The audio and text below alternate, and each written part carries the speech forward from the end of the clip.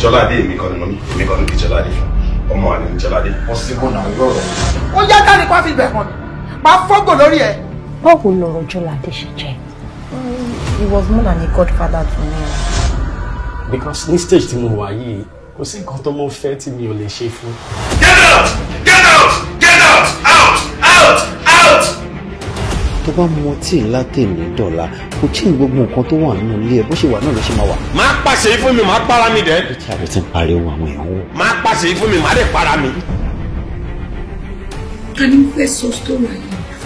Please forgive me, please. Ọkùnrin mélòó ló wá gan ìwọ nìkan lẹ́yìn tó ti dáwọ́ dé sọ náà? Kí ló tó ń sọ̀rọ̀ mi ni pé ìmọ̀ yẹn jẹ́ saint? I know you. Àjọmọ́ra wa ní now. No, ṣo fẹ́ sọ fún mi pé bó ṣe wà yẹn, ọkùnrin kan péré ni ìwà àti ẹ̀tìjọ́ ṣe nǹkan láti wà tó ti dóbi. Why are you doing this to me? You know I love you now, don't you? Keep quiet and get out. Orí ta ẹni wọ pẹ̀lú àwọn ta.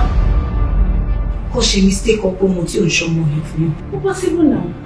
African gbà fún mi. What? Kí ló tó fún mi lọ́dọ̀ jẹ́?